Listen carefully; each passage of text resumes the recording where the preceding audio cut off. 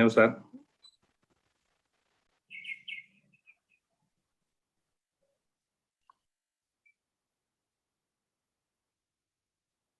Assalamualaikum. Waalaikumsalam warahmatullahi wabarakatuh. Suaranya jelas, Pak? Suaranya putus-putus, Ustaz. Sedikit suaranya putus-putus. Putus ya? Ya, Sebentar. sudah bagus ini. Ya. Gimana? Sudah bagus, Pak? Sudah, Bagus, Pak. Ustaz. Sudah, Ustaz. Khair hal, Ustaz. Ya, Pak. Sehat? Alhamdulillah.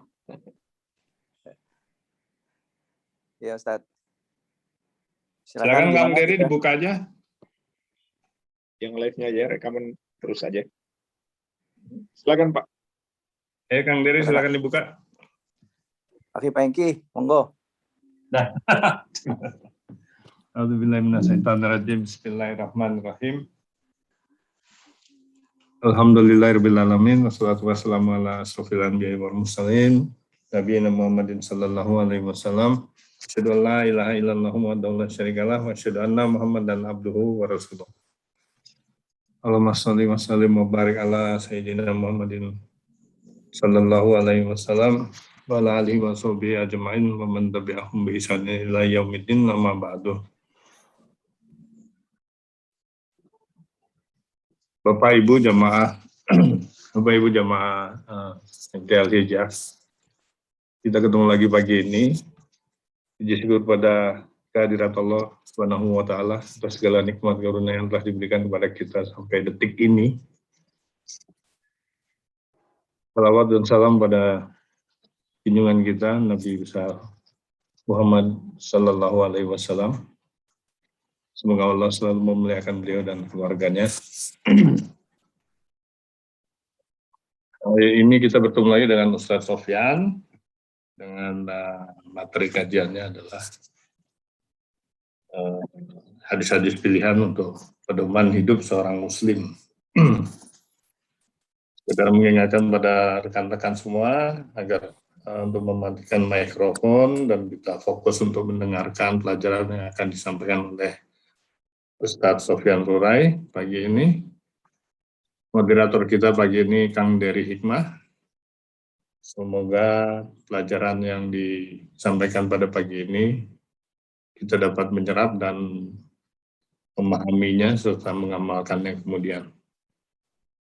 Jika ada pertanyaan pada saat Ustadz sedang menyampaikan materi, silakan sebelum kelupaan mungkin bisa menuliskan di kolom chat atau nanti di akhir acara mungkin diberi kesempatan untuk bertanya langsung kepada Ustadz jika waktunya masih ada. Mari kita mulai saja untuk langsung mendengarkan pelajaran dari Ustadz. Tafadhol Ustadz. Baik.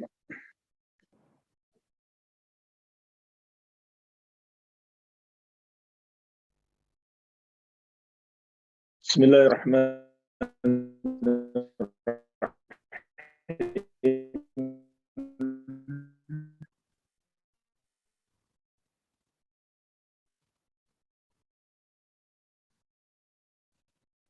Assalamualaikum wabarakatuh. Al-sta'inu ala din. Wassalatu wassalamu ala asyrafil anbiya'i wal mursalin. Nabiyina Muhammadin. Wa ala alihi wa sahabatihi ajma'in. Wa man tabi'ahum bi ihsanin ila yaumiddin. Amma ba'd. Fa ikhwani fid din wa akhwati fillah, kaum muslimin wal muslimat, bapak-bapak dan ibu-ibu sekalian yang saya hormati dan saya muliakan, rahimani wa rahimakumullah. Semoga Allah Subhanahu wa taala senantiasa mencurahkan rahmatnya kepada kita sekalian.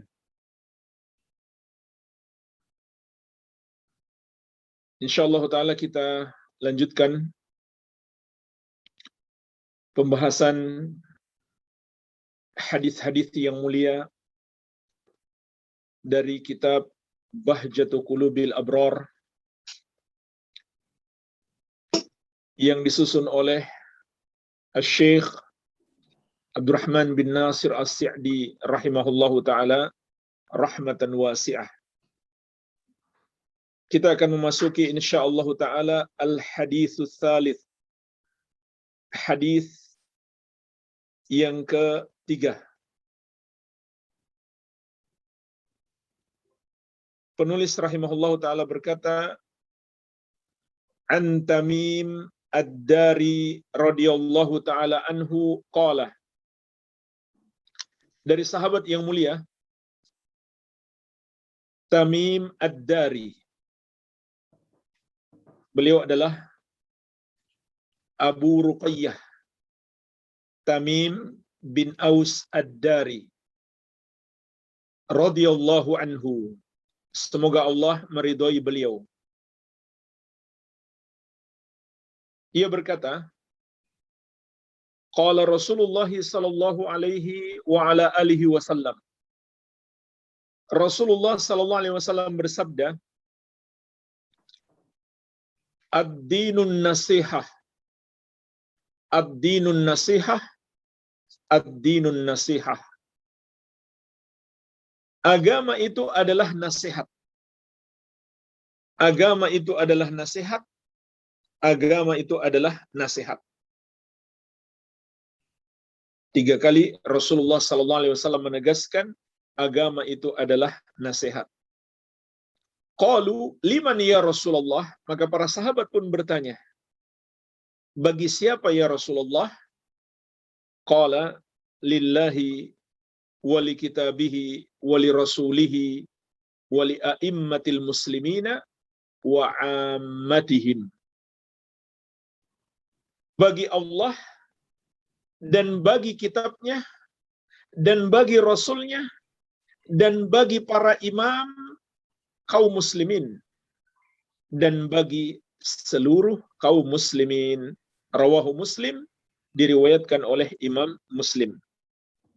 Inilah jemaah sekalian, hadis yang ketiga yang berbicara tentang tema yang sangat penting dalam memahami agama Islam. Rasulullah sallallahu alaihi wasallam 3 kali menegaskan bahwa agama itu adalah nasihat. Tentu yang dimaksud agama di sini adalah agama Islam. Agama yang dengannya Rasulullah sallallahu alaihi wasallam diutus oleh Allah Azza wa Jalla. Kenapa beliau sampai menyebutkan 3 kali agama itu adalah nasihat? Untuk memberi penekanan. Agar kita paham betapa pentingnya kita mengerti hakikat agama. Hadis ini menjelaskan kepada kita hakikat agama Islam. Bahwa agama Islam itu adalah nasihat. Tapi apa yang dimaksud nasihat di sini? Jemaah sekalian, perlu dipahami terlebih dahulu. Nasihat di sini bukan bermakna nasihat dalam bahasa kita. Dalam bahasa Indonesia. Kalau dalam bahasa Indonesia, nasihat itu mungkin maknanya adalah memberi wejangan. Memberi masukan-masukan. Memberi pengarahan. Tapi maksud nasihat di sini bukan sebatas itu. Betul, itu bagian dari nasihat. Tapi makna nasihat di sini lebih luas. Dan nggak mungkin diartikan memberi wejangan apabila nasihat itu ditujukan kepada Allah. Nggak mungkin diartikan seperti itu. Allah sama sekali nggak butuh wejangan kita. Kita yang membutuhkan wasiat dan nasihat dari Allah Subhanahu wa taala. Begitu pula nasihat nggak mungkin dipahami memberi wejangan kepada kitab Allah. Bahkan kitalah yang mengambil pelajaran, mengambil nasihat, mengambil wejangan dari kitab Allah Subhanahu wa taala. Oleh karena itu jemaah sekalian, nasihat itu sendiri secara bahasa harus kita pahami, maknanya adalah ikhlasus syai', memurnikan sesuatu. Ini makna nasihat secara bahasa. Pemurnian. Bisa juga diartikan ketulusan. Secara bahasa, nasihat bisa diartikan dengan pemurnian atau dengan ketulusan. Ini nasihat dalam bahasa Arab. Jadi, jangan langsung dipahami makna nasihat ini dengan bahasa kita saja. Tapi kembalikan kepada bahasa aslinya, kemudian pahami maknanya menurut syariat. Mari kita perhatikan penjelasan Asy-Syaikh rahimahullahu ta'ala tentang makna nasihat kepada Allah, kepada kitabnya, kepada Rasulnya, kepada para imam kaum muslimin, dan kepada seluruh kaum muslimin. Jadi dalam hadis yang mulia ini Rasulullah SAW menyebutkan agama itu adalah nasihat kepada 5. Mari kita pelajari satu persatu penjelasan penulis rahimahullahu ta'ala. Yang pertama, nasihat kepada Allah Subhanahu wa ta'ala. Yang dimaksud nasihat kepada Allah mencakup 3 perkara. Mencakup 3 perkara. Yang pertama adalah al-i'tiraf biwahdaniyatillahi wa tafarrudihi bisifatil kamal ala wajhin la yusyarikuhu fiha musyarikun biwajhin minal wujuh. Mengakui, meyakini dan mengimani keesaan Allah Subhanahu wa ta'ala.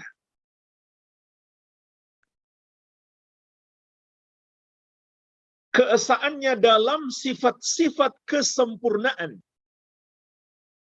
Bahwa Allah dialah pemilik semua sifat kesempurnaan. Tidak ada satupun yang bersekutu dengannya dalam sifat-sifat tersebut. Dan ini juga bermakna tidak ada satupun yang berhak disembah kecuali Dia. Ini cakupan makna nasihat kepada Allah yang pertama. Mengimani keesaan Allah dan meyakini hanya Allah pemilik sifat-sifat kesempurnaan. Artinya, semua sifat Allah adalah sifat-sifat yang maha mulia, yang tidak mengandung kekurangan sedikit pun, dilihat dari sisi manapun. Tidak ada satu makhluk pun yang dapat menyerupai Allah. Dan di surat Asy-Syura ayat ke-11 Allah menegaskan, laisa kamitslihi syai'un wa huwas sami'ul basir. Tidak ada sesuatu apapun yang serupa dengannya, dan Dia maha mendengar lagi maha melihat. Lam yakul lahu kufuwan ahad. Tidak ada satupun yang serupa dengannya. Hal ta'lamu lahu samiyah. Apakah kamu mengetahui ada yang serupa dengannya? Ini pertanyaan tapi maknanya mengingkari. Maka Allah, Dialah yang Maha Esa, hanya Dia yang Maha Kuasa. Hanya Dia Rabb kita yang menguasai, yang menciptakan, yang mengatur segala sesuatu. Yang menciptakan, yang menguasai, dan mengatur segala sesuatu. Pemilik nama-nama yang maha indah dan sifat-sifat yang maha mulia. Maka hanya Dia yang berhak disembah. Ini yang pertama. Yang kedua kata Syekh, termasuk cakupan makna nasihat kepada Allah adalah wal qiyam bi'ubudiyatihi zahiran wa batinan wal inaba ilaihi kulla waqtin bil ubudiyah wa talab raghbatan wa rahbatan. Senantiasa beribadah hanya kepadanya secara zahir maupun batin, dan selalu kembali kepadanya di setiap waktu. Maksudnya kembali kepadanya adalah dengan menghamba kepadanya dan mencari keridhaannya dalam keadaan raghbatan wa rahbatan. Kita mengharap-harap cemas, harap dan takut kepadanya. Artinya jemaah sekalian, hendaklah kita berusaha selalu memurnikan ibadah hanya kepada Allah. Tidak sedikit pun kita berikan kepada selain Allah, karena kita meyakini hanya Allah yang berhak disembah. Semua yang disembah selain Dia adalah batil, tidak benar. Dan kita selalu berusaha menjalankan perintahnya, menjauhi larangannya setiap saat, dalam keadaan kita mengharap ridhonya. Juga kita takut terhadap azabnya. Dan Allah tegaskan, hanya Dia yang berhak disembah. Di antaranya dalam surat Al-Hajj ayat ke-62. Dzalika bi anna Allah huwal haq wa anna ma yad'una min dunihi huwal batil wa anna Allah huwal aliyyul kabir. Dialah Allah, sesembahan yang hak, dan yang mereka sembah selain Dia adalah batil. Batil itu artinya salah, tidak benar. Kemudian Allah jelaskan mengapa hanya Dia yang berhak disembah. Wa annallaha huwal aliyyul kabir, dan bahwasannya Allah Dialah yang maha tinggi lagi maha besar. Semua selain Dia rendah, kecil. Hanya Dia yang maha tinggi lagi maha besar. Hanya Dia yang maha kuat, maha perkasa, maha kuasa. Semua selain Dia lemah, tidak punya kuasa apa-apa.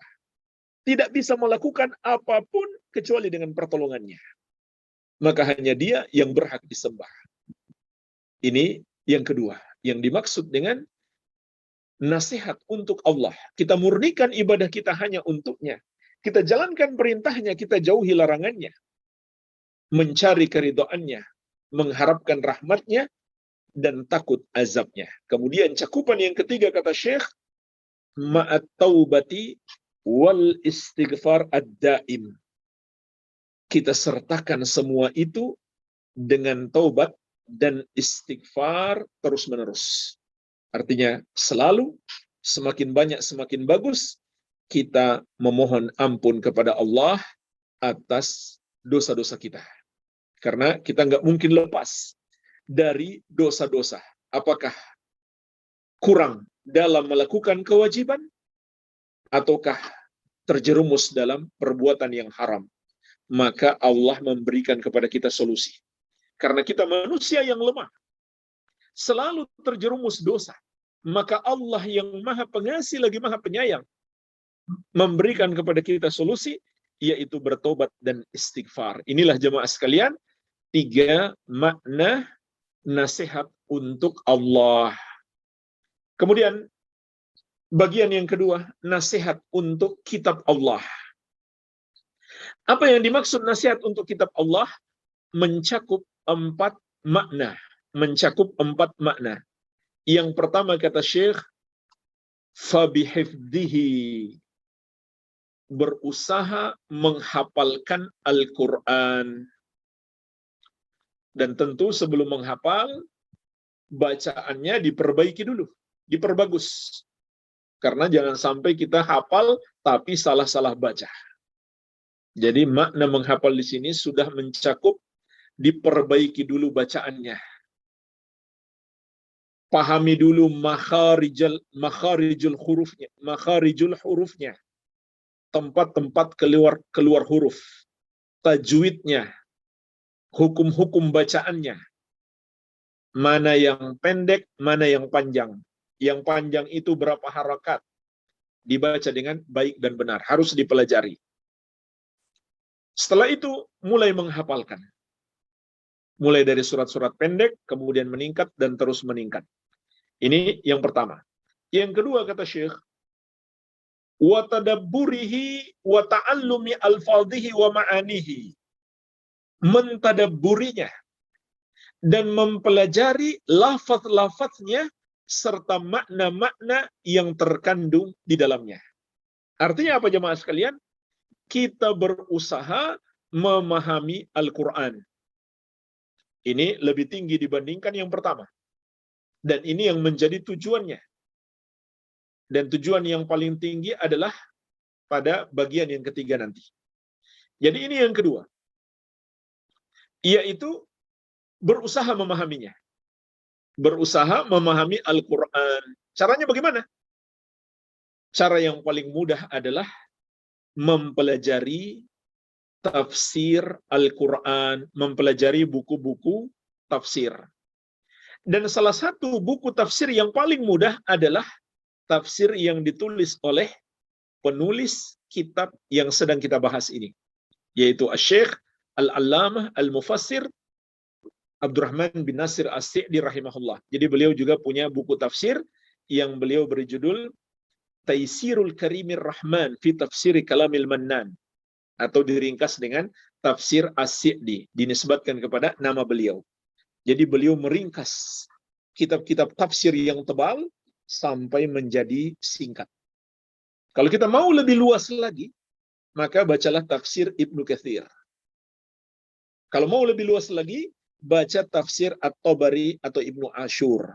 Dan masih banyak lagi tafsir-tafsir yang ditulis oleh para ulama ahli sunnati wal jamaah. Baik, ini cara kita memahami Al-Quran. Kemudian yang ketiga, wal ijtihad fil amal bihi fi nafsihi. Bersungguh-sungguh dalam mengamalkan Al-Quran pada diri kita. Ini yang ketiga. Dan inilah tujuan utama membaca dan mempelajari Al-Quran agar kita bisa mengamalkannya.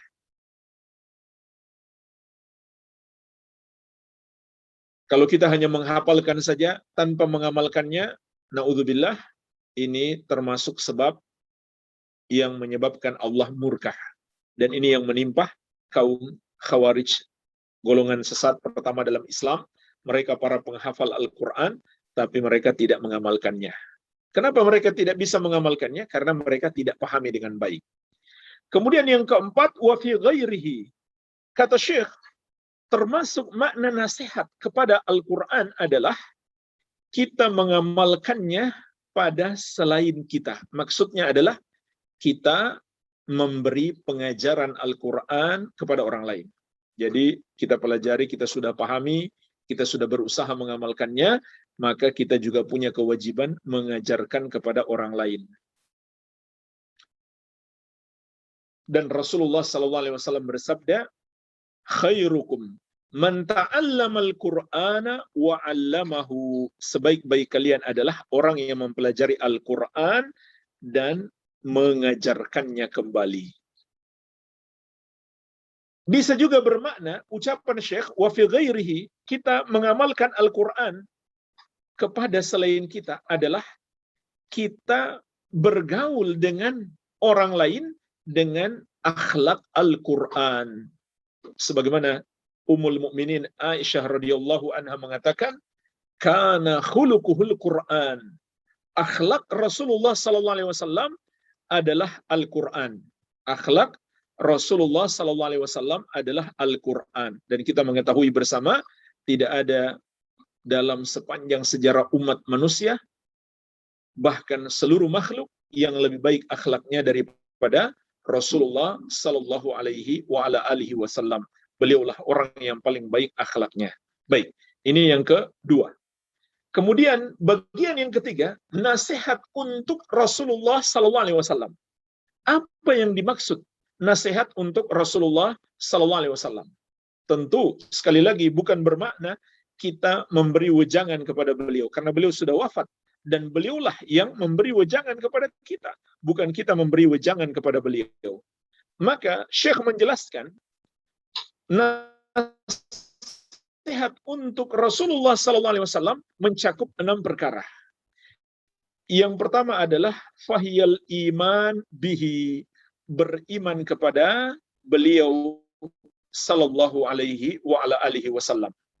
Dan keimanan kepada beliau mencakup keimanan terhadap beberapa perkara. Yang pertama adalah mengimani beliau sebagai Rasul. Yang kedua, mengimani beliau sebagai hamba Allah. Artinya, beliau tidak layak disembah. Kita muliakan beliau, kita junjung tinggi ajaran beliau, tapi jangan kita berlebihan dalam memperlakukan beliau, sampai kita misalkan berdoa kepada beliau, bergantung hati kepada beliau, itu namanya syirik. Karena doa itu ibadah, bergantung hati itulah namanya tawakal, dan itu ibadah hati. Tidak boleh dipersembahkan kecuali hanya untuk Allah. Yang ketiga, mengimani beliau sebagai Rasul yang terakhir. Bukan sekedar kita imani beliau sebagai Rasul, harus juga kita imani beliau Rasul yang terakhir. Sehingga kalau ada seorang yang mengaku Muslim, meyakini ada nabi lain yang diutus setelah Rasulullah SAW, maka Islamnya batal. Sepakat ulama, tidak ada perbedaan pendapat. Yang keempat, juga mengimani beliau diutus untuk seluruh umat manusia. Setelah beliau diutus, umat manusia manapun yang hidup sampai akhir zaman, di negeri manapun mereka tinggal, wajib menjadi umat Nabi Muhammad SAW. Wajib mengikuti syariat beliau. Kalau tidak, maka mereka dihukumi sebagai pendosa terbesar. Orang-orang yang kufur kepada Allah dan Rasul-Nya. Yang kelima, mengimani syariat beliau sempurna. Ini 5 cakupan keimanan kepada Rasulullah SAW. Insya Allah di kesempatan lain kita bahas lebih detail. Jadi saya ulangi, yang pertama mengimani beliau sebagai Rasul, yang utusan Allah, yang membawa syariat Allah. Yang kedua, mengimani beliau sebagai hamba Allah, sama seperti kita juga, yang tidak layak disembah. Yang ketiga, mengimani beliau sebagai Rasul yang terakhir. Tidak ada lagi Nabi setelah beliau. Yang keempat, mengimani beliau diutus untuk seluruh umat manusia. Di seluruh zaman. Sejak beliau diutus sampai hari kiamat. Dan di seluruh negeri, dimanapun mereka tinggal. Siapa yang tidak mau tunduk kepada syariat beliau, maka dia pelaku dosa terbesar, yaitu orang yang kafir kepada Allah dan Rasul-Nya. Yang kelima, mengimani syariat beliau sempurna. Kemudian, yang kedua, termasuk cakupan nasihat kepada Rasulullah SAW, wa mahabbatuhu, mencintai beliau SAW, wa taqdimuhu fiha ala nafsi wal mali wal walad, dan mendahulukan cinta kepada beliau melebihi cinta kita kepada diri kita sendiri, harta, dan anak. Sebagaimana dalam hadis yang lainnya Rasulullah SAW mengatakan, la yu'minu ahadukum hatta akuna ahabba ilaih min walidihi wa waladihi wan nasi ajma'in. Tidak sempurna iman seorang dari kalian sampai aku lebih dia cintai daripada orang tuanya, anaknya, dan seluruh manusia. Dalam riwayat yang lain, juga dari hartanya. Jadi luar biasa yang dituntut dari kita dalam mencintai Rasulullah SAW. Harus melebihi apapun setelah kecintaan kita kepada Allah. Kenapa jemaah sekalian? Karena paling tidak 2 hal. Yang pertama, Rasulullah SAW adalah orang yang paling cinta dan paling baik kepada kita. Melebihi kecintaan dan kebaikan orang tua kita kepada kita. Apa kebaikan beliau kepada kita? Menunjuki kita jalan kebenaran, yang dengannya kita mencapai kebahagiaan yang hakiki di dunia dan di akhirat. Makanya tidak mungkin dalam sepanjang sejarah ada orang yang lebih berjasa kepada kita daripada Rasulullah SAW. Nggak mungkin. Karena jasa beliau yang paling besar, menunjuki kita jalan kebenaran. Apapun yang kita raih, tanpa mendapatkan hidayah ke jalan kebenaran, nggak ada gunanya sama sekali. Akan berakhir pada azab yang pedih, na'udzubillah. Yang kedua, karena Nabi Muhammad SAW orang yang paling Allah cintai. Dan inilah yang disebut cinta karena Allah. Kita mencintai seseorang karena Allah mencintainya. Karena Allah lebih mencintai Rasulullah SAW daripada seluruh makhluk, demikian pula kita harus lebih mencintai beliau daripada seluruh makhluk. Kemudian yang ketiga, termasuk cakupan makna nasihat untuk Rasulullah SAW adalah wattiba'uhu fi usuluddin wa furu'ihi, meneladani beliau dalam usuluddin, dalam pokok-pokok agama, wa furu'ihi, dan cabang-cabangnya, semuanya.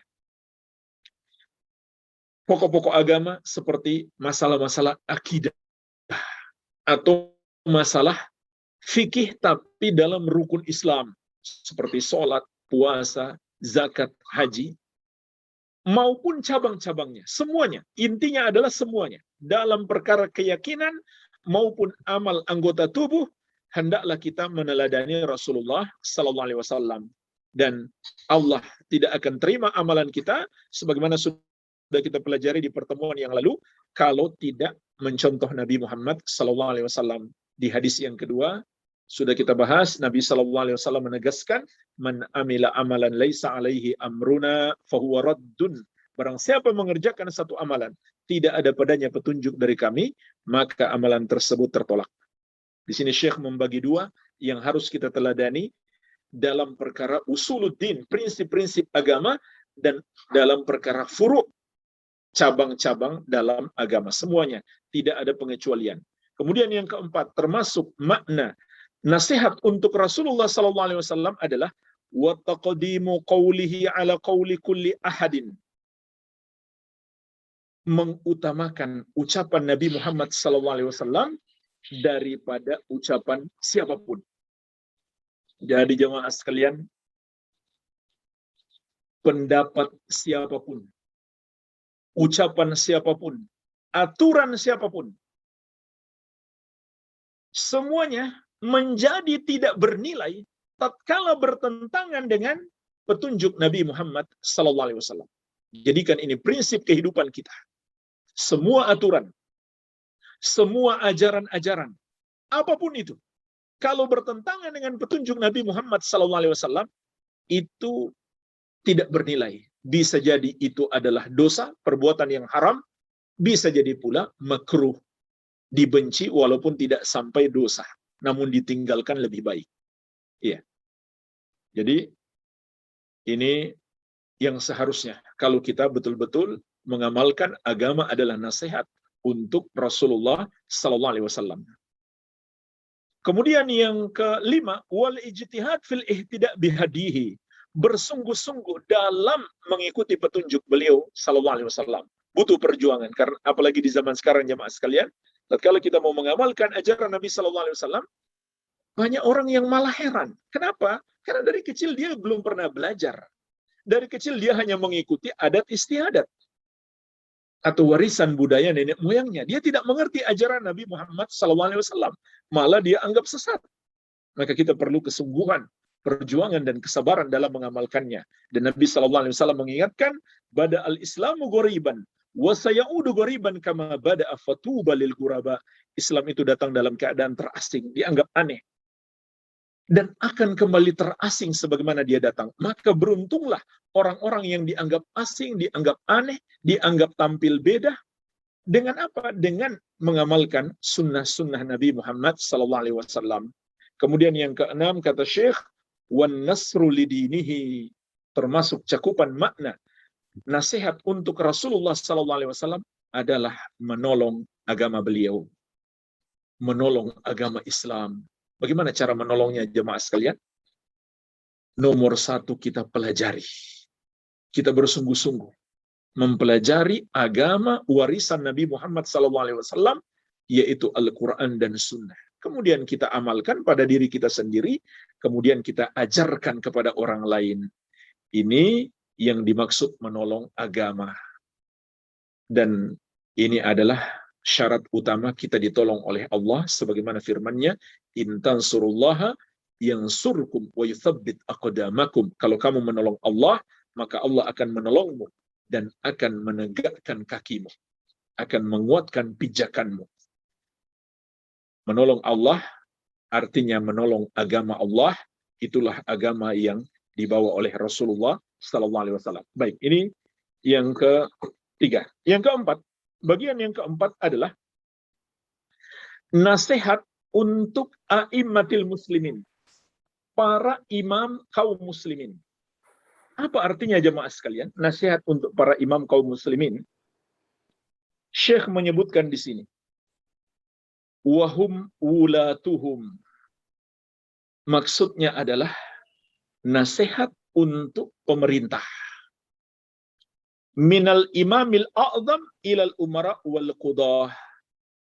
Mulai dari pemimpin tertinggi, kalau di negara kita presiden, sampai pejabat-pejabat dan para hakim, para qadhi, para jaksa. Ila jami'i man lahum wilayah amah au khasah. Sampai kepada semua yang memiliki kekuasaan, baik umum maupun khusus. Apakah gubernur, bupati, wali kota, camat, lurah, RT, RW. Ini yang umum. Artinya dia punya jabatan menguasai atau memimpin secara umum. Adapun secara khusus, seperti yang ditugaskan oleh pemerintah untuk mengurus kesehatan misalkan. Menteri Kesehatan, Departemen Kesehatan, Dinas Kesehatan, ini disebut kepemimpinan khusus. Baik. Dan jemaah sekalian, murid beliau, murid terbaik penulis kitab ini, yaitu Asy-Syaikh Al-Allamah Muhammad bin Shalih Al-Utsaimin rahimahullah, dalam kitab beliau Syarah Al-Arba'in. Jadi hadis ini juga terdapat dalam Al-Arba'in An-Nawawiyah. Menjelaskan makna yang kedua. Yang dimaksud para imam kaum muslimin juga mencakup ulama, orang-orang yang berilmu. Jadi mencakup dua-duanya. Yang dimaksud para imam, para pemimpin kaum muslimin, itu mencakup dua golongan. Yang pertama adalah pemerintah, mulai dari tingkat tertinggi sampai tingkat yang paling rendah. Baik kekuasaannya umum maupun khusus. Ini yang pertama. Yang kedua adalah para ulama, orang-orang yang berilmu, yang mendalami ilmu agama Islam. Ini yang dimaksud para pemimpin kaum muslimin. Nah, mari kita lihat apa yang dimaksud nasihat kepada pemerintah dan nasihat kepada ulama. Nasihat kepada pemerintah, kata Syekh, mencakup 4 perkara, mencakup 4 hal. Yang pertama, fabi'tiqadi wilayatihim, meyakini atau mengakui kekuasaan mereka. Kalau kita menganggap mereka tidak seharusnya berkuasa, harus dilengserkan, berarti kita tidak bersikap tulus kepada penguasa kita. Kita tidak memberikan nasihat kepada mereka, berarti kita menyelisihi petunjuk Rasulullah SAW. Kalau kita berpendapat mereka seharusnya dilengserkan, padahal mereka muslim. Dan ketahuilah jemaah sekalian, ulama Islam sepakat tidak boleh melengserkan pemimpin selama dia masih muslim, walaupun dia zalim. Lagi dimandiin, apa tuh dipasang di Instagram, ya Allah, tega banget. Ini sepakat seluruh ulama, tidak ada perbedaan pendapat. Tidak boleh melengserkan pemimpin selama dia masih muslim, walaupun dia zalim. Kenapa jemaah sekalian? Karena itu kalau kita melakukan itu, sama saja kita menghilangkan satu kemudaratan dengan kemudaratan yang lebih besar. Jadi hati-hati. Kita kalau mau memperbaiki negeri kita, jangan hanya bermodal semangat. Harus memandang jauh ke depan. Jangan sampai kita ingin memperbaiki, tapi malah memunculkan bahaya yang lebih besar. Pemimpin zalim itu bahaya. Tapi kalau kita berusaha melengsarkannya secara paksa, malah justru muncul bahaya yang lebih besar. Mudarat yang jauh lebih besar. Seperti apa bentuknya jemaah sekalian? Banyak. Di antaranya adalah hilang satu nyawa.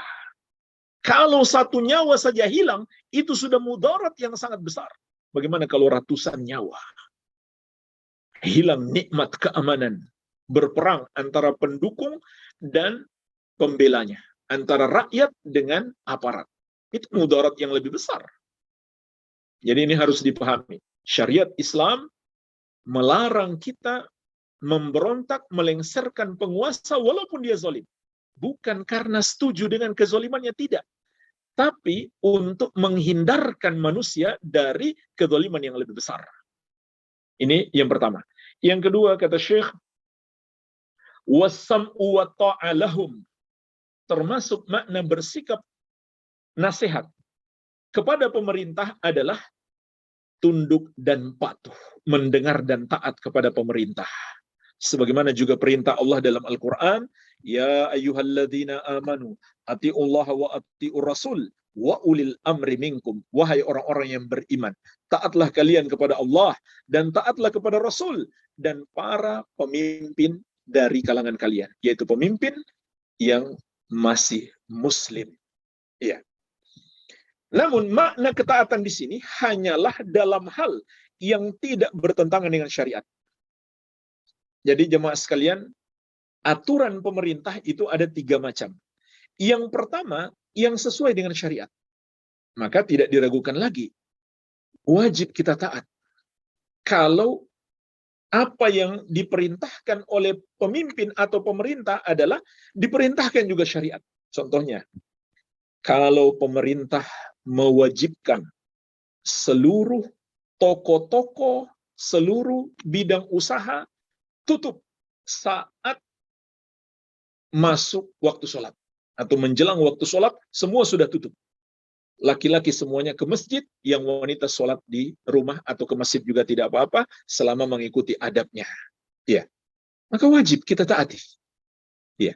Ini yang pertama. Yang kedua, dalam perkara-perkara duniawi yang syariat tidak memerintahkan, tapi tidak juga melarang. Maka ketika menjadi aturan pemerintah, wajib ditaati. Kenapa? Karena Allah perintahkan. Dalam surat An-Nisa ayat ke-59. Wahai orang-orang yang beriman, taatlah kepada Allah, dan taatlah kepada Rasul, dan kepada para pemimpin kalian. Jadi, dalam perkara duniawi, dalam aturan-aturan pemerintah, walaupun tidak diperintahkan oleh syariat, dan syariat juga tidak melarang, maka wajib bagi kita menaati pemerintah. Ya. Seperti misalkan aturan lampu merah, atau aturan kita berkendara pakai helm. Ini wajib. Walaupun syariat tidak menyuruh kita secara dengan nasnya. Ketika pemerintah telah membuat aturan, wajib. Ya, termasuk di masa-masa sekarang. Wajib kita mengikuti protokol kesehatan. Berdosa kita kalau nggak mengikuti protokol kesehatan yang diwajibkan pemerintah. Ya. Kemudian yang ketiga, aturan pemerintah yang dilarang oleh syariat atau bertentangan dengan syariat. Ya, misalkan mungkin pemerintah menganjurkan masyarakat minum khamar. Misalkan kalau ada pemerintah seperti itu, menganjurkan masyarakat minum khamar demi pertumbuhan ekonomi, maka tidak boleh kita taati. Rasulullah SAW menegaskan, innama ta'a fil ma'ruf. Ketaatan itu hanya dalam perkara yang ma'ruf, yang tidak bertentangan dengan syariat. La ta'ata li makhlukin fi ma'siyatil khaliq. Tidak boleh taat kepada makhluk dalam bermaksiat kepada Allah Sang Pencipta. Siapapun dia nggak berhak ditaati kalau menyuruh kita berbuat dosa. Baik, ini yang kedua. Yang ketiga, kata Syekh, sebelumnya, iya, yang ketiga, wahathun nas ala dzalik. Termasuk bersikap nasihat kepada pemerintah adalah kita memotivasi orang-orang untuk taat kepada pemerintah. Ini bagian dari mengamalkan perintah Nabi Sallallahu Alaihi Wasallam, nasihat untuk pemerintah. Kita memberi motivasi kepada manusia untuk taat kepada aturan-aturan pemerintah. Termasuk di masa-masa sekarang. Kita memotivasi manusia untuk taat aturan protokol kesehatan, berarti kita mengamalkan hadis ini. Dan ini penting sekali. Di situ juga kita mendapatkan pahala menyelamatkan jiwa manusia. Kemudian yang keempat, wa badlu ma yastati'uhu min irsyadihim. Berusaha semampu mungkin untuk memberi arahan kepada pemerintah. Jika misalkan kita punya ilmu, wa tanbihuhum illa kulli ma yanfa'uhum wa yanfa'un nas, dan memberi peringatan kepada pemerintah, memberi nasihat, memberi wejangan yang dapat bermanfaat untuk mereka dan untuk manusia. Karena kalau pemerintah baik, maka dampak baiknya untuk banyak orang. Wa ilal qiyam biwajibihim, dan agar mereka dapat mengamalkan kewajiban mereka sebagai pemerintah. Artinya apa? Kita juga punya kewajiban memberikan masukan, memberikan nasihat-nasihat kepada pemerintah. Termasuk kalau pemerintah bersalah, kita bukan diam saja, tapi memberi nasihat. Namun jemaah sekalian, Rasulullah SAW telah mengajarkan kepada kita cara khusus menasihati pemerintah. Beliau bersabda, "Man arada an yansaha lidhi sultan fala yubdihi alaniyatan." Siapa yang ingin menasihati pemerintah, janganlah dia tampakkan terang-terangan. Jadi bukan cara yang benar menasihati pemerintah dengan menyebarkan aib-aib di medsos, di YouTube, di jalan-jalan, di mimbar-mimbar. Itu bertentangan dengan petunjuk Rasulullah SAW, dan itu kebanyakannya hanya membawa kepada mudarat yang lebih besar. Terjadi permusuhan antara pemerintah dengan masyarakat, antara pendukung dengan pembela, dan seterusnya. Dan mungkin juga nasihatnya nggak sampai, sudah menceritakan keburukan orang, aib orang, tapi nasihatnya nggak sampai kepada orang itu. Maka lebih baik ketemu atau minta tolong kepada orang yang dekat dengannya, atau mengirim surat. Dan jika misalkan tidak ada akses sama sekali, masih ada tersisa, yaitu doa. Kita doakan semoga pemerintah kita mendapatkan hidayah. Ini juga termasuk makna menasihati pemerintah, yaitu mendoakan kebaikan. Bukan doakan supaya celaka, tapi doakan kebaikan. Semoga Allah berikan hidayah kepada pemerintah kita. Dan itu jauh lebih baik daripada kita mencela, mencerca, apalagi di khalayak ramai. Kita mencela, mencerca, malah belum tentu bisa memperbaiki, dosanya sudah jelas.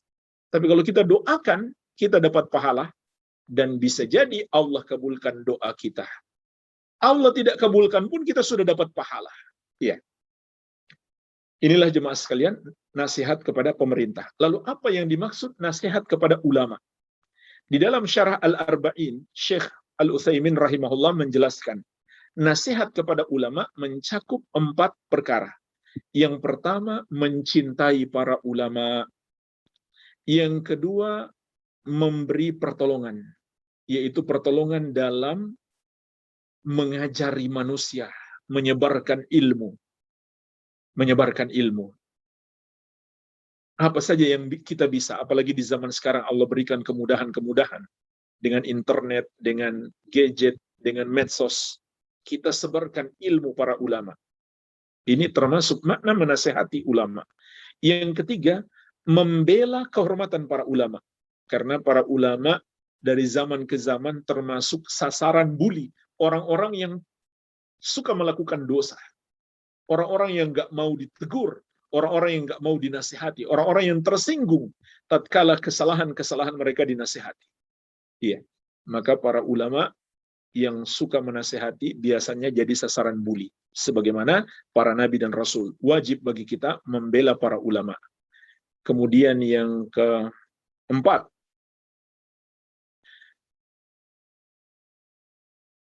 kalau kita melihat ulama melakukan kesalahan, maka tidak boleh kita diam. Harus kita menasihati ulama tersebut, tapi dengan cara yang baik, dengan sopan santun. Iya. Jangan seakan-akan kita menggurui para ulama, padahal mereka orang-orang yang berilmu.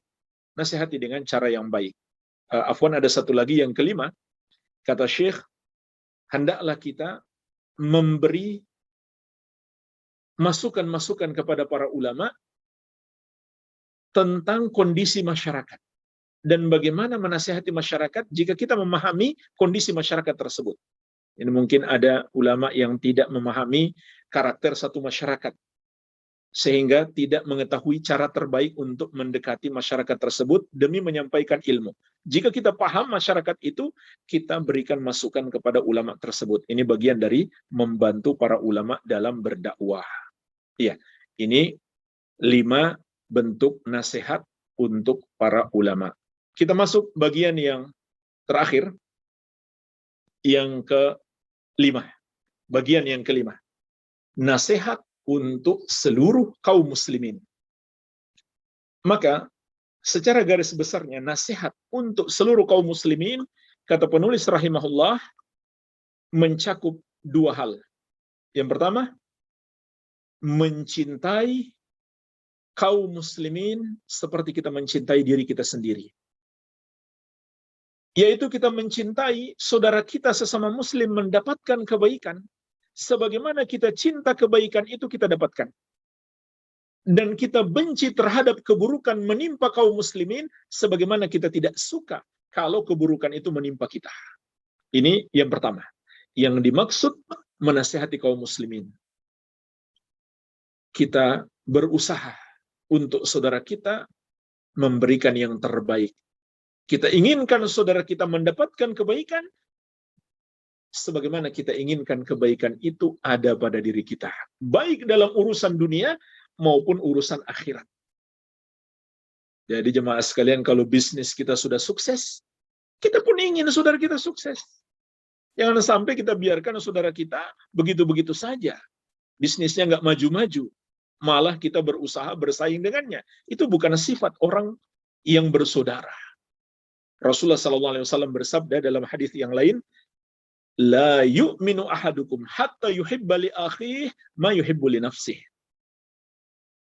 Tidak sempurna iman seorang dari kalian sampai dia mencintai satu kebaikan untuk saudaranya sebagaimana dia cintai kebaikan itu untuk dirinya sendiri. Ini mencakup urusan dunia dan akhirat. Kalau kita bisnisnya sudah maju, kita pun ingin saudara kita sama seperti kita.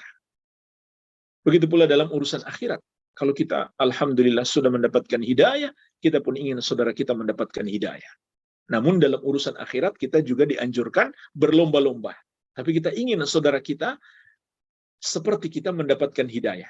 Adapun dalam urusan dunia, kita tidak dianjurkan untuk berlomba-lomba. Dulu para sahabat itu lebih mementingkan saudaranya untuk urusan dunia daripada diri mereka sendiri. Sampai Allah puji dalam surat Al-Hasyr, wa yu'thiruna ala anfusihim walau kana bihim khasasah. Mereka lebih mementingkan saudara mereka daripada diri mereka sendiri, walaupun apa yang mereka berikan kepada saudara mereka sebenarnya mereka juga butuh. Ini luar biasa. Allah puji para sahabat, akhlak mereka terhadap saudara mereka di dalam Al-Quran. Kemudian yang kedua, yang dimaksud menasihati kaum muslimin adalah berusaha untuk merealisasikan cinta kita kepada kaum muslimin. Jadi maksudnya bukan sekedar perasaan dalam hati. Kita pun berusaha membantu saudara kita agar mendapatkan kebaikan-kebaikan, baik dunia maupun akhirat. Walhamdulillah, inilah jamaah sekalian, makna agama adalah nasihat. Nasihat untuk Allah, untuk kitabnya, untuk Rasulnya, untuk para imam, para pemimpin kaum muslimin, dan untuk seluruh kaum muslimin. Kata Syekh, seluruh ajaran agama sudah terkandung di dalam hadis ini secara garis besarnya. Semoga bermanfaat. Wabillahi taufiq. Ada pertanyaan? Saya persilahkan Pak, kalau ada. Masya Allah, salah khair Ustaz. Ini nasihat-nasihat mengenai agama ini Ustaz, Masya Allah. Dan memang kelima hal ini sangat-sangat bermanfaat bagi kita semua. Baik, Ustaz. Di chat ada beberapa pertanyaan, Ustaz. Ya. Dari Pak Galunggung. Assalamualaikum warahmatullahi wabarakatuh. Agama itu nasihat. Dari yang pernah saya baca itu kan dapat diartikan sebagai nasihat untuk para pemimpin. Bagaimana jika pemimpin kita itu non-muslim? Bagaimana juga adab menyampaikan nasihat yang diambil dari agama Islam kepada pemimpin yang non-muslim? Realitas seperti ini kan bisa saja terjadi di kehidupan kita sehari-hari. Terima kasih. Ya. Baik, Ustaz. Kalau yang dimaksud pemimpin dalam pemerintahan, pemimpin tertinggi non-muslim, maka kalau kita buka buku-buku fikih yang ditulis ulama 4 madhab, itu ulama 4 madhab sampai pada kata sepakat. Kan sering kita dapatkan ulama beda pendapat ya. Ulama Hanafi berpendapat begini, Maliki begitu, Syafi'i begini, Hambali begitu. Tapi jemaah sekalian, dalam permasalahan pemimpin yang non-muslim, itu ulama Islam dari 4 madhab maupun yang lainnya sampai pada kata sepakat bahwa tidak boleh kita mengangkat pemimpin non-muslim. Bahkan kita harus melengsarkannya. Tapi ingat, melengsarkannya tidak boleh juga memunculkan mudarat yang lebih besar. Kalau mudaratnya lebih besar, maka ditunda. Ya, ini sekedar saya sampaikan penjelasan para ulama. Kalau itu pemimpin tertinggi, maka sepakat ulama tidak ada perbedaan pendapat, dia tidak dibolehkan memimpin kaum muslimin. Iya. Tetapi ingat, melengsarkannya jangan malah memunculkan mudarat yang lebih besar. Seperti misalkan terjadi perang sesama muslim malah antara masyarakat dengan aparat. Itu justru mudarat yang lebih besar. Iya. Ini yang pertama. Yang kedua, kalau pemimpin non-muslim itu bukan pemimpin tertinggi, ya misalkan gubernur atau wali kota, maka pada hakikatnya dia hanya wakil. Kalau dalam pembahasan kepemimpinan dalam syariat, dia bukanlah pemimpin yang tertinggi, maka dia adalah wakil dari pemimpin yang tertinggi. Sehingga memang seharusnya dia seorang muslim, tidak sepatutnya dipilih dari kalangan orang kafir.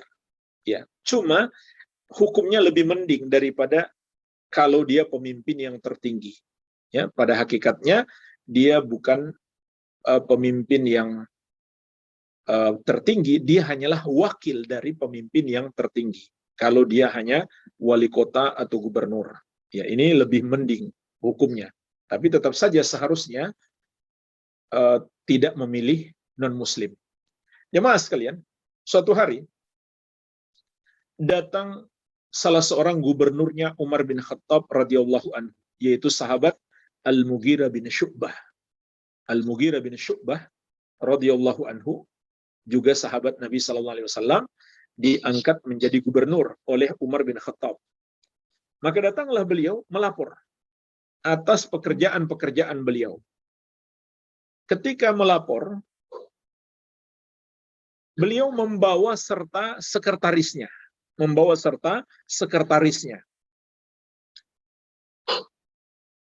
Dan ketika mendengarkan laporan yang dicatat oleh sekretarisnya, Umar merasa kagum. Ini luar biasa. Sekretarisnya pintar sekali. Laporannya rinci detail. Setelah itu, baru gubernurnya menyampaikan, dia Nasrani. Maka Umar marah besar ketika itu. Langsung marah. Tadinya memuji-muji, seketika langsung marah. Kenapa kamu mengangkat seorang Nasrani? Lalu beliau membaca surat Al-Maidah ayat ke-51. Ya ayyuhalladzina amanu La tattakhidul yahuda wan nasara awliya ba'duhum awliya'u ba'din wa may yatawallahu minkum fa innahu minhum. Kata Umar, tidakkah kamu membaca ayat ini? Wahai orang-orang yang beriman, janganlah kalian menjadikan Yahudi dan Nasrani sebagai wali-wali kalian. Sebagian mereka adalah wali bagi sebagian yang lain. Barang siapa di antara kalian menjadikan mereka sebagai wali, maka dia bagian dari mereka. Ini ancaman nggak main-main. Dia bagian dari mereka. Kalau dia memilih, mencoblos, mengangkat pemimpin yang bukan Muslim, dia terancam menjadi bagian dari mereka, na'udzubillah. Ya. Jadi, kalau hanya sekretaris saja dilarang keras oleh Umar bin Khattab radhiyallahu anhu, bagaimana lagi kalau menjadi gubernurnya atau wali kotanya? Maka ini tidak pantas. Cuma kalau misalkan ada terjadi, kita tetap harus taat. Kenapa? Karena taat kepada pemerintah yang gubernur yang Nasrani ini sebenarnya bagian dari ketaatan kepada pemimpin Muslim yang tertinggi. Iya. Barangkali demikian, Pak. Wallahu a'lam. Taib Ustaz. Nambah sedikit. Silakan, Pak.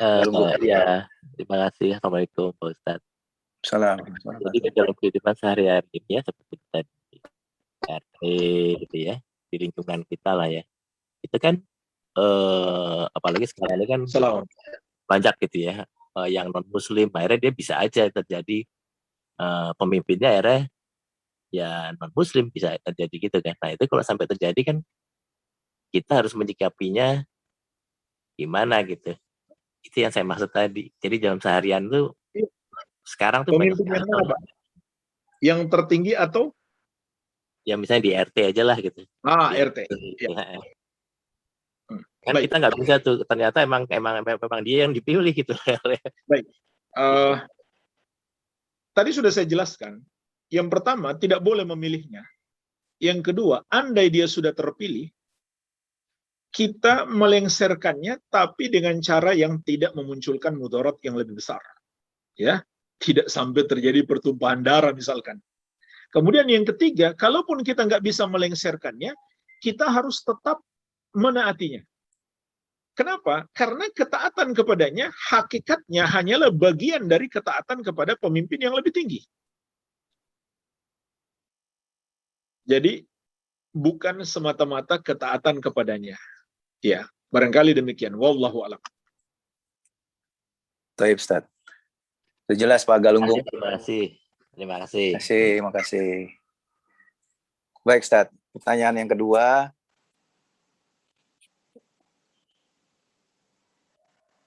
Pak Ustadz, alhamdulillah di saat WFH ini saya mendapatkan kesempatan membaca Al-Quran berikut terjemahannya lebih intensif. Akan tetapi mendapat kesulitan terutama memisahkan berhenti di kosakata pada saat membaca. Karena kita tidak mengerti artinya atau tidak paham tata bahasa. Mohon pencerahannya bila mana ada teknik membaca Al-Quran self-learning pada saat kita tidak mungkin panggil Ustadz pada saat pandemi ini. Syukron katsiran. Yang pertama, untuk mempelajari cara membaca Al-Quran yang baik, tidak mungkin tidak kecuali dengan guru. Tidak mungkin kita bisa mempelajari Al-Quran, membacanya dengan baik tanpa guru, nggak mungkin. Bisa saja kita belajar, tapi nggak akan maksimal. Mesti ada guru.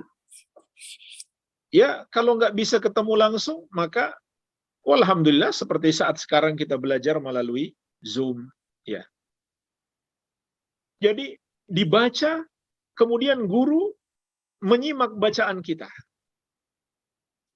Kalau kita perlu bertanya, Ustadz boleh nggak berhenti di sini? Tanyakan. Ya. Kalau kita salah berhenti, maka ditegur oleh Ustadz itu. Mesti seperti itu. Mesti ada guru. Islam ini, terutama Al-Quran, itu bisa ada sampai hari ini dengan bacaan yang baik dan benar karena dipelajari dari guru ke guru secara turun-temurun. Ya, ini mesti diusahakan. Kita nggak akan bisa mencapai tingkat bacaan yang baik dan benar kalau tanpa berguru, nggak bisa. Ya, nggak ada solusi kecuali berguru. Ya, walhamdulillah sekarang kita Allah mudahkan. walaupun tidak bisa ketemu langsung, ada fasilitas kita. Bisa melalui Zoom atau yang ya. lainnya. Ya, seperti itu, Pak. Baik, Ustaz. Silakan. Yang dari berikutnya, ini sama pertanyaannya dengan yang tadi, Pak Joko. Berikutnya dari Ahmad Medi. Assalamualaikum Ustadz, apa hukumnya jika orang muslim memilih pemimpin yang non-muslim alias kafir? Ya, tadi sudah terjawab, Pak ya. Ya, sudah terjawab ya. Ya. Mungkin itu saja Ustadz yang dari chat. Ya. Nah, mengenai satu hal lagi, barangkali masih ada yang mau bertanya. Kita punya waktu 5 menit lagi ya untuk 10 menit Ustadz ya. Sampai Silakan. jam 7 ya. Silakan kalau mau ada yang bertanya langsung. Kalau belum ada, saya ingin menanyakan Ustadz. Ini Silakan. mengenai nasihat bagi Rasulullah Ustadz. Ya, sudah jelas di sini dalam hadis bagaimana kita harus bersikap kepada Rasulullah. Tapi masih ada saja umat yang memang selalu menjadikan ini sebagai salah satu bagian untuk menghalang-halangi ya seperti pelaku-pelaku bid'ah. Nah, bagaimana kita sebagai seorang muslim dalam rangka untuk mentadaburi atau membantu umat untuk bisa berhijrah mereka untuk belajar katakanlah membantu agama Allah ini Ustaz. Terutama bagi kami yang kaum-kaum muslim yang memang pada dasarnya minim ilmu juga Ustaz. Afwan Ustaz. Maaf, pertanyaannya apa Pak? Pertanyaannya bagaimana sebaiknya kita sebagai seorang muslim. Ya. Kan sekarang dalam kita mentaati kepada Rasulullah itu kan banyak hal Ustaz, tantangannya Ustaz. Ya. Ya. Artinya dalam pengajaran, dalam apa yang dilakukan oleh Rasulullah ada yang mengatakan ini bid'ah, ada yang memang ini setuju. Nah, ini yang kadang-kadang kita sebagai muslim ini umat muslim yang memang katakanlah minim dalam ilmu kadang-kadang bingung Ustaz. Ya kan? Padahal kita sudah jelas bahwa ini kita harus menjalankan perintah gitu loh Ustaz. Rasulullah seperti ini, sunnah seperti ini. Tapi ada saja Ustaz yang hal-hal seperti itu yang mengganggu, yang kadang-kadang kita jadi akhirnya semangat kita dalam menolong agama Allah ini kadang-kadang kendor Ustaz. Ya kan? Ya. Nah, bagaimana Ustaz? Jadi pertanyaannya, terkadang kita bingung tentang ajaran-ajaran. Ada yang mengatakan ini baik, ada yang mengatakan tidak baik, ada yang mengatakan sunnah, ada yang mengatakan bid'ah. Seperti itu Pak ya? Betul Ustaz. Ya. Nomor satu, jamaah sekalian,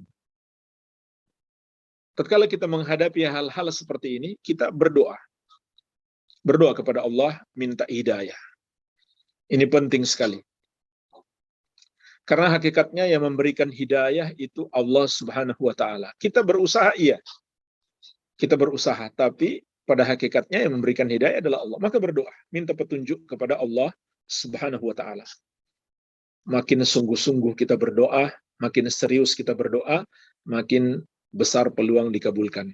Dan di antara doa Nabi sallallahu alaihi wasallam, Allahumma arinal haqqa haqqa warzuqna tiba'ah wa arinal batila batila warzuqna jitinabah. Ya Allah, tampakkanlah kepada kami kebenaran itu sebagai kebenaran dan berikan kami kemampuan mengikutinya. Dan tampakkan kepada kami yang batil itu batil, yang salah itu salah, dan berikan kami kemampuan untuk menjauhinya. Atau minimal doa minta hidayah. Allahumma inni as'alukal huda wat-tuqa wal-afafa wal-ghina. Ya Allah, berikanlah kami hidayah, ketakwaan, kesucian, dan kecukupan. Ini doa penting, singkat yang hendaklah kita baca. Dan juga doa istiqamah. Allahumma ya muqallibal qulub, tsabbit qalbi ala dinik. Ya Allah yang membolak-balikan hati, kuatkan hatiku di atas agamamu. Karena untuk bisa istiqamah, kita memerlukan hidayah. Ya.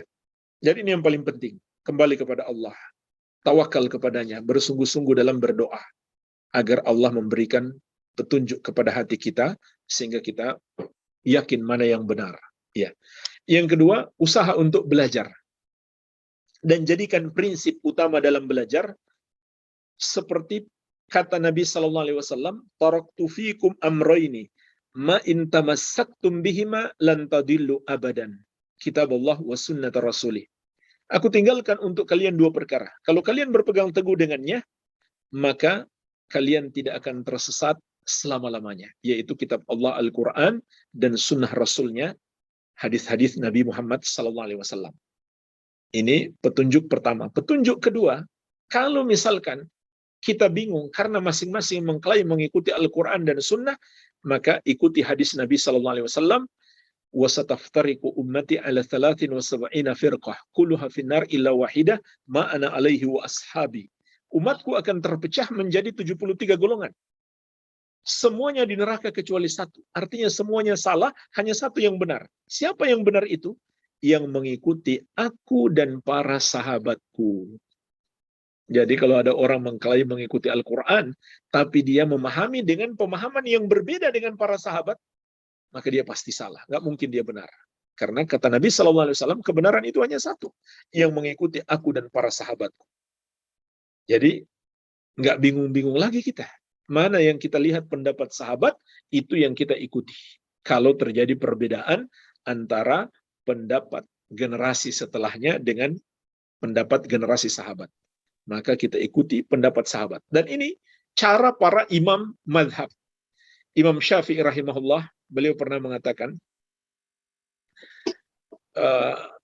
aku dalam menetapkan satu hukum, mengambil dari Al-Quran dan sunnah dan ucapan para sahabat. Tapi kata beliau, kalau sahabat beda pendapat, aku akan pelajari mana di antara pendapat mereka yang lebih sesuai dengan Al-Quran dan sunnah. Dan aku tidak mungkin menambah pendapat baru. Ini luar biasa. Imam Syafi'i mengatakan, andai aku dapatkan sahabat punya dua pendapat, maka aku tidak akan membuat pendapat yang ketiga. Aku akan mengikuti salah satu dari pendapat itu yang lebih sesuai dengan Al-Quran dan sunnah yang aku pelajari. Ya, ini menunjukkan Imam Syafi'i, sekelas Imam Syafi'i sekalipun, selalu merujuk kepada para sahabat Nabi Muhammad SAW. Karena itu cara beragama yang benar. Dan itu pesan Nabi SAW kepada kita. Ya, barangkali seperti itu, Pak. Wallahu alam. Ustaz, Masya Allah. Ya, paham Ustaz. Mudah-mudahan Ustaz ya. Amin. Berikutnya di chat, melanjutkan yang tadi, Ustadz, apakah kita masih bisa mendoakan jenazah yang bukan muslim agar diberikan hidayahnya? Mendoakan jenazah yang bukan muslim. Iya, jawabannya tidak boleh, karena tidak mungkin lagi dia mendapatkan hidayah. Kesempatannya mendapatkan hidayah sudah habis dengan kematiannya. Dan Allah melarang kita memohonkan ampun baginya kalau dia mati sebagai non-muslim. Surat At-Taubah ayat 113. Maka lin nabi walladzina amanu ayastaghfiru lil musyrikin walau kanu uli kurba. Tidak boleh bagi nabi dan orang-orang beriman untuk memohonkan ampun bagi kaum musyrikin walaupun kerabat yang terdekat. Ya, keluarga sendiri sekalipun nggak boleh didoakan kalau naudzubillah mati dalam keadaan sebagai non-muslim. Tapi kalau dia masih hidup, boleh kita doakan supaya dapat hidayah. Namun kalau dia sudah mati, sudah habis, sudah kesempatannya, maka hendaklah kita berusaha sebelum dia mati. Oleh karena itu jemaah sekalian, Rasulullah SAW itu sampai kalau mendengarkan ada orang musyrik yang sakit, beliau khawatir dia mati dalam keadaan musyrik, beliau datangi dan dakwahi. Ya, seperti ada anak muda Yahudi, dia juga sering membantu Nabi SAW. Ketika dia sakit, Nabi SAW segera mengunjunginya, mengajak dia masuk Islam. Subhanallah, anak itu masuk Islam, tidak lama dia meninggal dunia. Rasulullah SAW pun sangat senang karena matinya sebagai seorang Muslim, artinya dia dijamin masuk surga.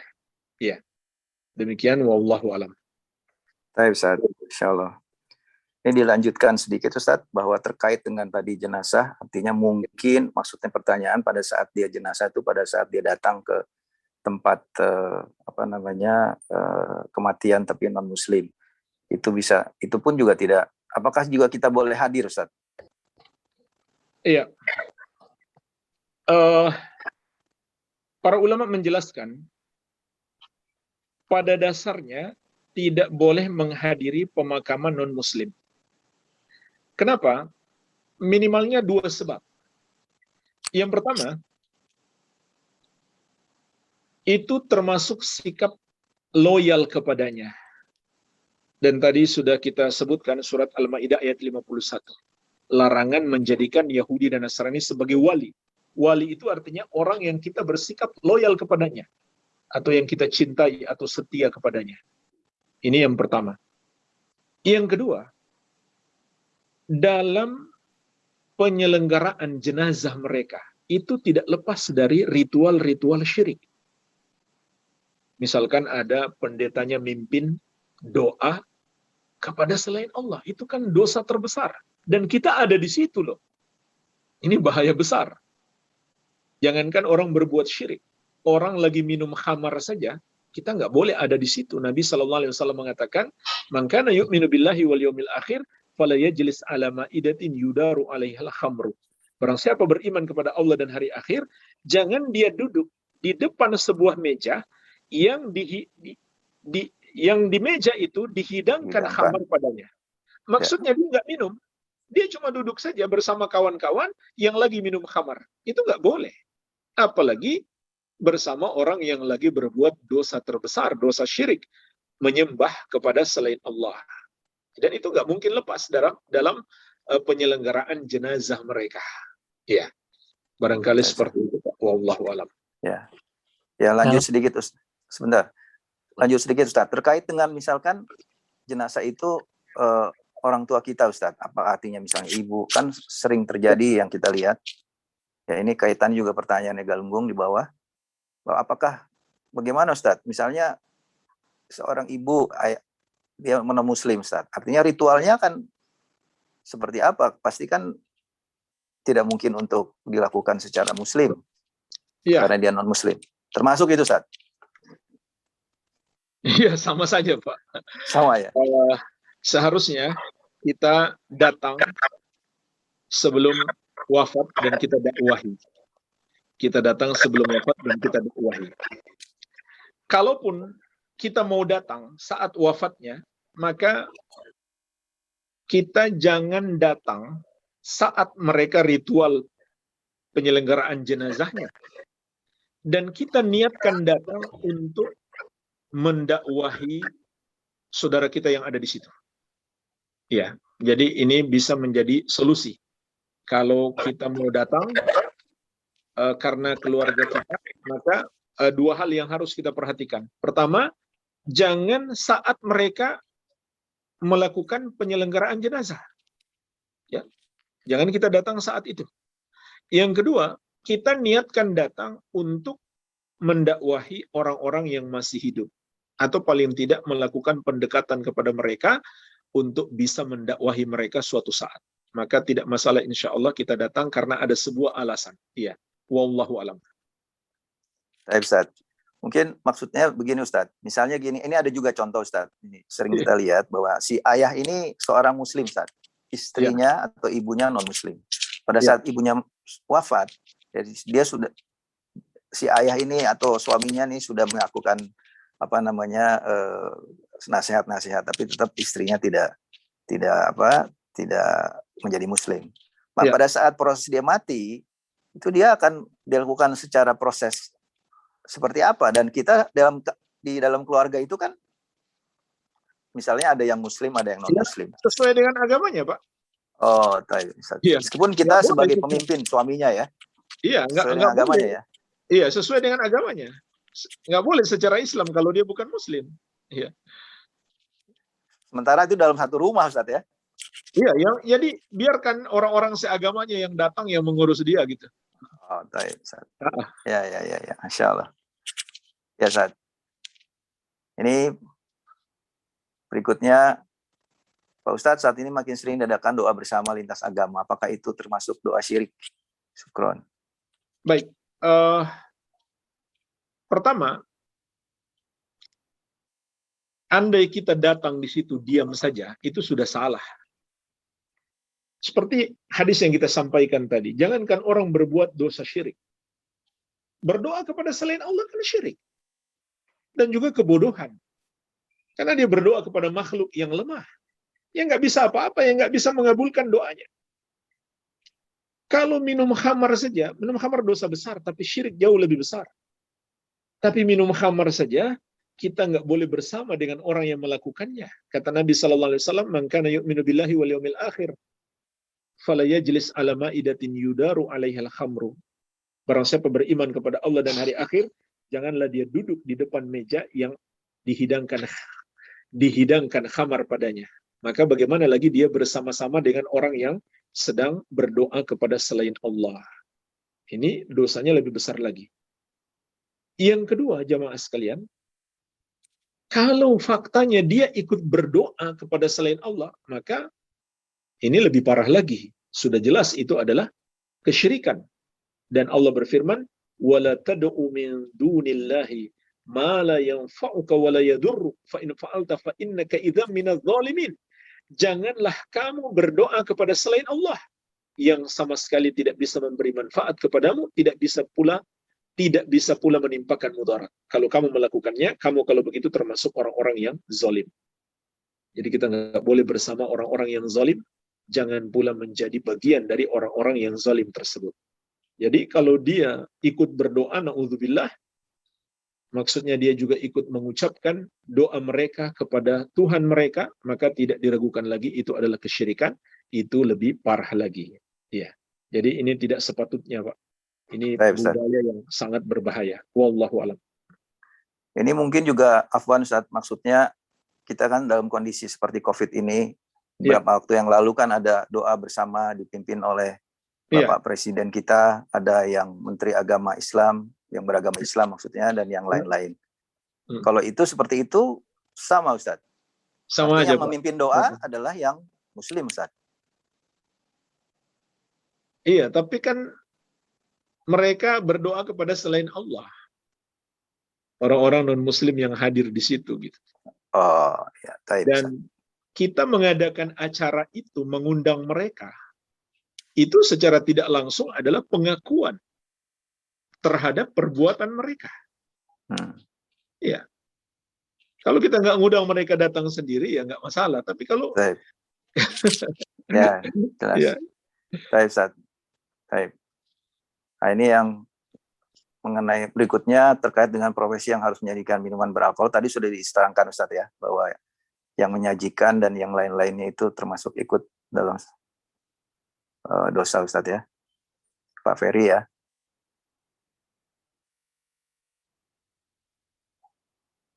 Masih dengar Ustaz? Ya. Terus kita lanjut. Ustaz, apakah batasan muamalah dengan non-muslim agar kita tidak menjadi golongan mereka? Baik. Batasannya 2. Yang pertama, kita tidak boleh zalim kepada non-muslim. Umat Islam, umat yang adil, yang tidak suka berbuat zalim. Ini yang pertama. Yang kedua, kita boleh berbuat baik dalam perkara duniawi. Misalkan kita kasih makan, kita kasih obat, dan lain-lain. Tapi dengan syarat, itu pun dengan syarat. Yang kita perlakukan baik itu adalah orang non-muslim yang tidak memerangi Islam atau memerangi kaum muslimin. Ya. Jadi ini 2 batasannya. Tetap berbuat adil, yang pertama. Yang kedua, berbuat baik dalam urusan dunia. Kalau itu urusan agama, ya misalkan mereka mau mengadakan perayaan Natal, nggak boleh kita bantu. Itu namanya menolong dalam dosa. Atau kita mengucapkan selamat. Kalau orang korupsi saja, kita semua sepakat. Nggak pantas kita ucapkan selamat. Anda telah korupsi. Apalagi orang yang berbuat dosa lebih besar, mengatakan Allah punya anak, dan perlu dirayakan hari lahirnya.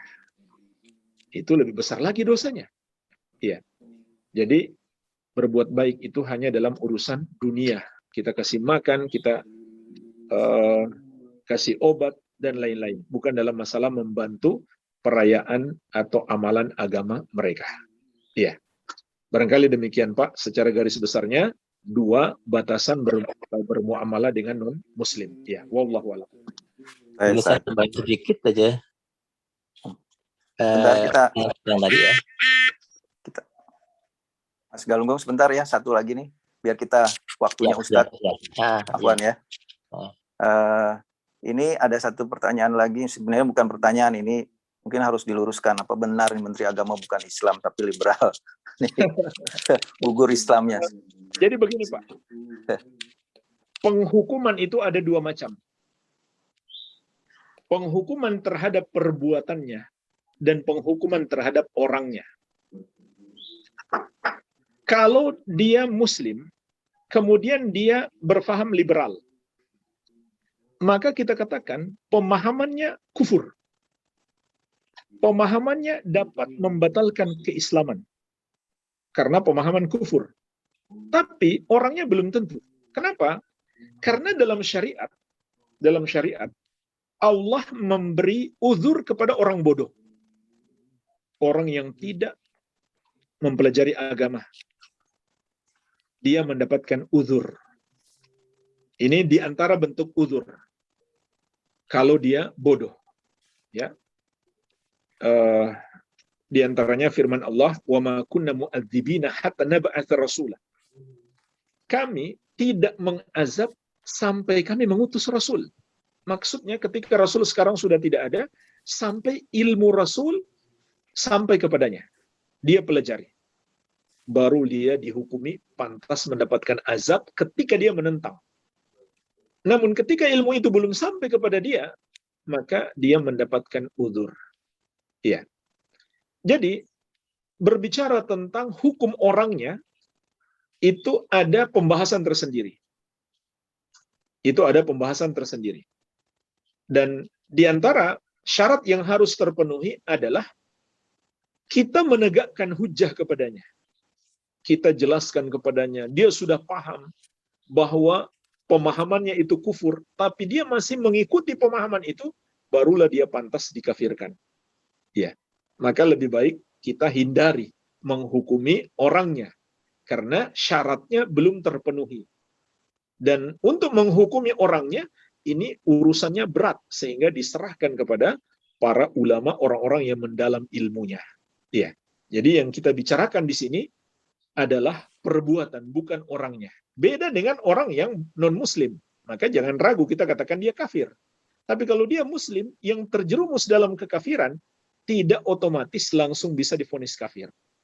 Ya, jadi hindari pembahasan tentang vonis terhadap orangnya. Kita bahas saja pemahamannya atau perbuatannya.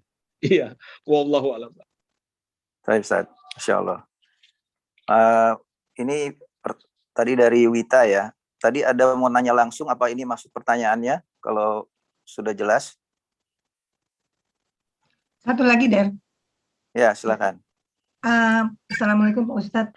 Waalaikumsalam.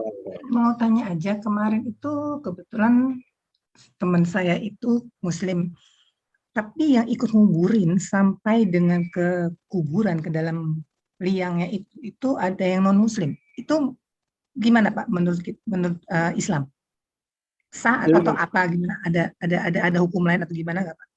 Maksudnya yang wafat non Muslim apa Muslim? Yang wafat Muslim, yang nguburin sampai dengan di liang lahat sampai ke bawah itu adalah non Muslim. Gitu Pak, saya hanya penasaran aja masalah itu Pak. Makasih Pak. Jadi yang mengubur dia Muslim, non-Muslim. Dua-duanya hadir. Iya. Ya. Ya hukumnya sah, tapi tidak sepatutnya dia turut serta untuk mengurus. Kalau dia hanya melihat saja tidak apa-apa. Tidak apa-apa kalau dia hanya melihat saja, tapi kalau dia juga ikut mengurus, itu sebenarnya tidak dibolehkan. Namun dari segi sah dan tidaknya, hukumnya sah karena ada orang-orang Muslim yang menangani. Iya, barangkali demikian. Wallahu a'lam. Baik Pak, makasih Pak. Syukur, Pak. Terima kasih. Mungkin terakhir tadi Pak Galunggung mau menambahkan apa? Ini yang Iya, terakhir. saya mau nambahin. Jadi pertanyaan saya yang tadi itu, bagaimana kalau ini karena nih ada hubungan juga dengan saya ya, dekat lah saya dengan anak ini. Jadi dia itu orang ayahnya dulu Muslim, terus ikut ibunya jadi non Muslim ya. Kemudian anak kakaknya dia non Muslim, dia nyanyi Muslim nih. Nah itu kalau misalnya nih ya sudah meninggal gitu ya ayahnya papa ini, gimana tuh? Kan apakah dia tidak boleh mendoakan? Kalau sudah meninggal ya, apakah dia Bapaknya tidak mendoakan? non-muslim, Pak. Bapaknya non-muslim ya. Bapaknya jadi non Muslim. Ya, Bapaknya non-muslim, sudah meninggal. Iya. sudah meninggal. Gimana jadinya Iya. itu? Sudah meninggal ya? Iya. Jadi gimana tuh? Iya. Ya nggak boleh lagi didoakan, Pak. Ya, Jadi nggak boleh didoakan ya? Iya. Nanti bisa dilihat surat At-Taubah ayat 113. Ibunya juga nggak, bapak ibunya nggak boleh dah didoakan ya, kalau udah meninggal ya. Iya, kalau sudah meninggal. Karena nggak ada gunanya juga, Pak. Oh gitu. Surat An-Nisa ayat 48. Innallaha la yaghfiru ayyushraka bihi. Sesungguhnya Allah nggak akan ampuni dosa syirik. Jadi dia doakan pun nggak ada gunanya. Allah nggak akan ampuni. Karena sudah meninggal ya, itu aja. Karena sudah meninggal. Kalau masih hidup, dia boleh doakan supaya dapat hidayah. Kalau sudah meninggal ya nggak ada gunanya lagi, Pak. Kalau ke kuburannya gitu, apa-apa. Oh nggak boleh ya. Kasian juga. Kita doakan anaknya lah, ya Pak Galunggung. Kasian. Wah, ini semakin ada nanya lagi nih. Ini terakhir Ustadz, bagaimana? Apa masih Ya, bisa? Nggak apa-apa, Pak. Ya, Terakhir. silakan Ibu Wita. Bagus soalnya yang disampaikan. Masya Allah, Ya Masya Pak, Allah. Pak Ustadz, saya mau tanya begini, kalau misalnya ada orang yang non-muslim, kita mendoakan, minta kepada Allah untuk supaya diberikan hidayahnya agar dia mau hijrah. Itu Ya. doa kita bisa nggak Pak ya dijabah sama Allah? Itu Iya, merupakan bisa doa. saja. Bisa saja Allah berikan hidayah karena doa kita. Dan itu dilakukan oleh Rasulullah SAW. Di antara orang yang mendapatkan hidayah, sebelum Nabi SAW berdakwah kepadanya, dia mendapatkan hidayah dari doa Nabi SAW, yaitu Umar bin Khattab. Umar bin Khattab itu belum bertemu Nabi sudah dapat hidayah. Artinya dia sudah ingin masuk Islam. Oke. Kenapa? Karena Rasulullah SAW pernah mendoakan. Ya. Jadi bisa jadi ada orang mendapatkan hidayah disebabkan doa kita. Ya, maka kesempatan ketika dia masih hidup, perbanyak doa, semoga dia dapat hidayah. Tapi kita juga harus berusaha mendakwahi. Kalau ada kesempatan mendakwahinya, kita dakwahi. Ya. Iya Pak. Baik Pak. Makasih banyak Pak. Syukron. Ya. Afwan. Tapi Ustadz, Masya Allah, ini udah hampir 7.30. Kalau kita nggak selesai bisa terus lagi Ustadz. Masya Allah. Luar biasa. Silakan Ustadz, mungkin kita sudahi. Baik. Kajian kita pada hari ini. Mungkin sedikit bisa disimpulkan dari Ustadz mengenai nasihat agama ini Ustadz sebelum kita tutup. Sebagai penutup, kita hendaklah bersyukur kepada Allah ketika Allah menganugerahkan kepada kita kesempatan untuk bisa mempelajari agama Allah, mempelajari Al-Quran dan hadis-hadis Nabi Sallallahu Alaihi Wasallam. Kenapa? Karena Nabi Sallallahu Alaihi Wasallam mengatakan, "Man salaka tariqan yaltamisu fihi ilman, sahalallahu lahu bihi tariqan ilal jannah." Barang siapa menempuh satu jalan untuk mempelajari ilmu agama, maka Allah akan mudahkan jalannya untuk masuk surga. Amin. Kita semuanya termasuk orang-orang yang Allah mudahkan masuk surga. Mungkin ini saja yang bisa saya sampaikan. Lebih dan kurangnya saya mohon maaf. Semoga bermanfaat. Wabillahi taufiq. Subhanakallahumma bihamdik. Asyhadu an la ilaha illa anta. Astaghfiruka wa atubu ilaik. Wa sallallahu ala nabiyina Muhammadin wa alihi wasallam. Walhamdulillahi rabbil alamin. Wassalamualaikum warahmatullahi wabarakatuh. Waalaikumsalam. Waalaikumsalam. Pak Ustadz. Silakan ditutup. Terima kasih Pengki. Pak Ustadz. Terima kasih. Ferry bangun nggak banyak tanya ya, asik. Ustadz. Baik, terima kasih Pak Ustadz. Terima kasih atas Terima kasih. bacaannya. Sebentar nih. Thank you, Sebentar, teman. Pak Joko pertanyaan juga bagus Pak Joko. Kasih Pengki nih, sebentar menutup ya. Sebentar. Silakan Pengki. Doa itu dong. Ustadz Pengki doa dong. Pengki, ya cepet Pengki. Ya depan. Jangan Pengki dong, Pengki. Masa Pengki? Ustadznya masih hadir nih, sebentar ya. Saya pamit Pak ya. Iya, pamit aja nih Pak. Maklum Ustadz. Terima kasih, Pak Ustadz. Ini orang tua Kepada pada nggak tahu senior. diri Pak Ustadz. Orang tua nggak bener nih. Sabar Ustadz. Terima kasih Pak. Ya. Terima kasih Pak Ustadz. Teman-teman, nanti kita lanjut lagi pengajian hari Minggu ya, double mufrad dengan Ustadz Sofyan Rurai lagi. Ya. Jadi kalau yang Insya Allah Ustadz. Tolong diingatkan lagi Ustadz. Ya. Ahad. Diingatkan detik-detik terakhir ya. Iya, suka lupa nih Pak Dery. Tadi kalau nggak dijapri lupa tuh. Masya Allah. Ya, Masya silakan. Allah. Terima kasih semua ya. Sampai ketemu lagi. Izin pamit ya. Assalamualaikum. Ya, Pak. Assalamualaikum Assalamualaikum warahmatullahi wabarakatuh. Thank you ya. Ya. Saya kayak Pengki.